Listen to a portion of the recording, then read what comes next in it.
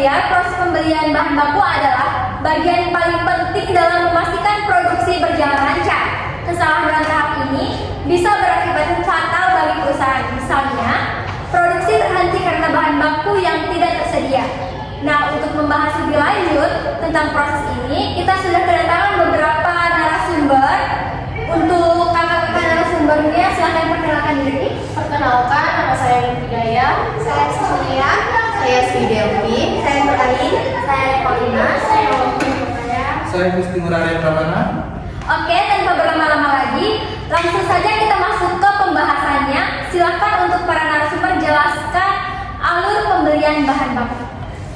Proses awal siklus pembelian bahan baku dimulai dengan melakukan pengecekan terhadap inventaris yang tersedia di gudang.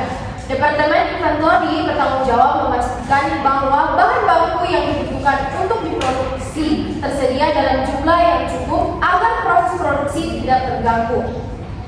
Inventarisasi ini bisa dilakukan secara berkala atau berdasarkan permintaan dari bagian produksi. Jika stok bahan baku sudah mulai menipis atau mendekati batas minimum, maka perlu dilakukan evaluasi lebih lanjut untuk menentukan langkah berikutnya.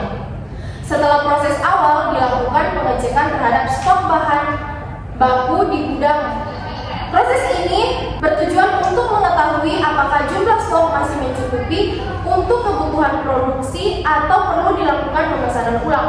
Pengecekan dapat dilakukan secara manual atau petugas gudang atau menggunakan sistem otomatis berbasis teknologi seperti ERP.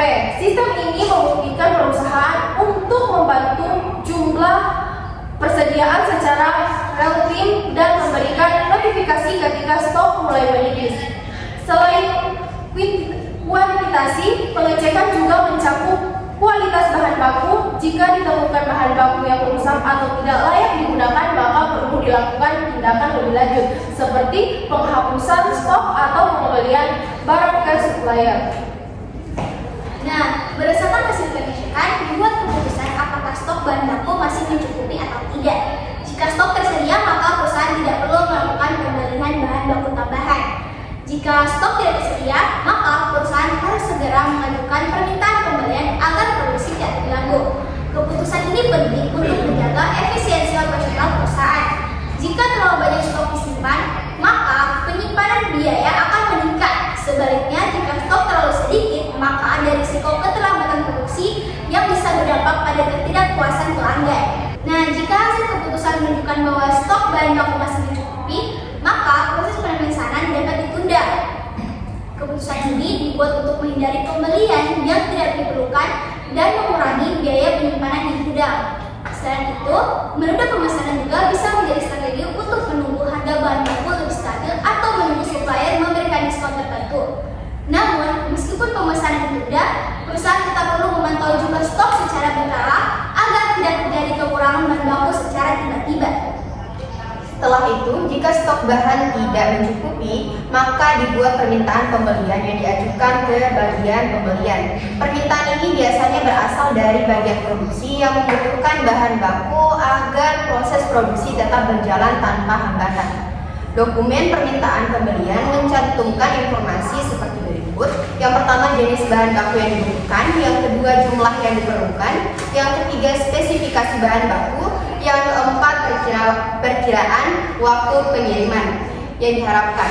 Permintaan ini harus mendapat persetujuan dari manajer atau pihak yang berwenang sebelum diteruskan ke bagian pembelian agar tidak terjadi pembelian tidak diperlukan atau tidak sesuai anggaran.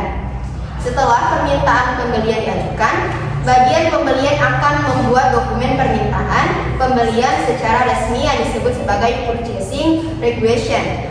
Dokumen ini lebih terperinci dibandingkan permintaan awal dan mencakup informasi seperti detail bahan baku yang dibutuhkan, yang kedua jumlah yang harus dibeli, yang ketiga standar kualitas yang harus dipenuhi, dan yang keempat adalah estimasi harga berdasarkan data sebelumnya atau harga pasar saat ini. Dokumen ini berfungsi sebagai acuan utama dalam proses pemesanan bahan baku dan memastikan bahwa pembelian dilakukan sesuai dengan kebutuhan perusahaan.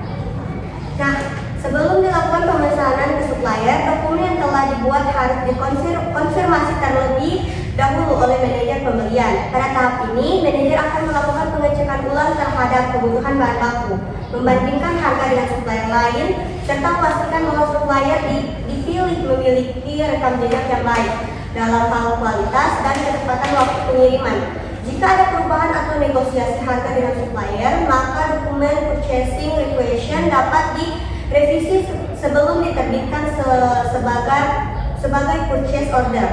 Setelah mendapatkan konfirmasi, bagian pembelian pengiriman purchase order atau PO kepada supplier yang telah dipilih.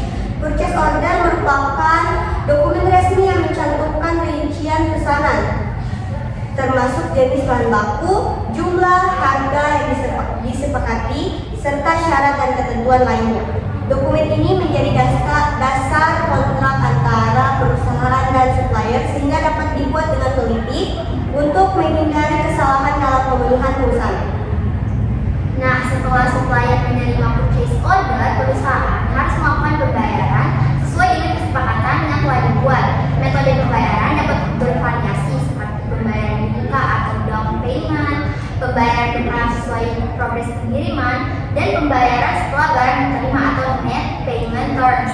Nah, tahap ini sangat penting karena keterlambatan pembayaran dapat berdampak pada hubungan bisnis dengan supplier dan ini berpotensi menyebabkan keterlambatan pengiriman bahan baku.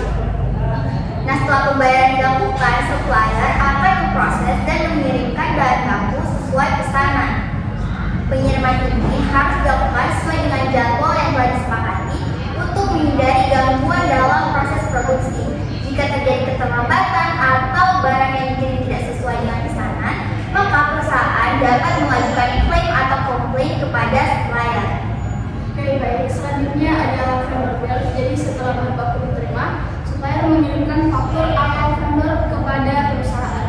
Dokumen ini berisi rincian sebagai berikut: ada jumlah bahan baku yang dikirim, harga per unit, total pembayaran yang harus diselesaikan. Bagian keuangan perusahaan harus melakukan pengecekan terhadap faktur ini untuk memastikan kesesuaiannya dengan PO dan barang yang telah diterima. Jadi masuk pada registrasi pembayaran. Jadi setelah faktur diterima dan diverifikasi, bagian keuangan akan melakukan pencatatan transaksi dalam sistem akuntansi perusahaan. Jadi pada pencatatan ini bertujuan untuk memastikan bahwa perusahaan memiliki catatan pembayaran yang akurat serta menghindari kesalahan dalam perhitungan utang kepada supplier. Nah, jadi selain proses registrasi ini juga penting dalam penyusunan laporan keuangan perusahaan, terutama dalam mengelola kas dan keuangan.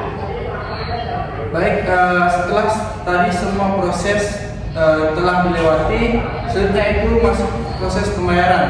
Setelah semua dokumen diverifikasi dan tidak ada masalah, perusahaan menyelesaikan pembayaran akhir kepada supplier sesuai kesepakatan. Dengan selesainya pembayaran, maka seluruh proses pembelian bahan baku dianggap selesai dan perusahaan dapat melanjutkan proses produksi dengan bahan baku yang telah diterima. Tahap ini juga menandai bahwa semua pihak yang terlibat telah memenuhi kewajibannya masing-masing, mulai dari permintaan bahan baku hingga penyelesaian pembayaran kepada supplier. Oke, terima kasih untuk para narasumber atas penjelasan yang sangat detail. Sekarang kita jadi lebih memahami bagaimana proses pembelian bahan baku yang bekerja di perusahaan manufaktur. Terima kasih telah mendengarkan podcast kali ini. Sampai jumpa di podcast berikutnya.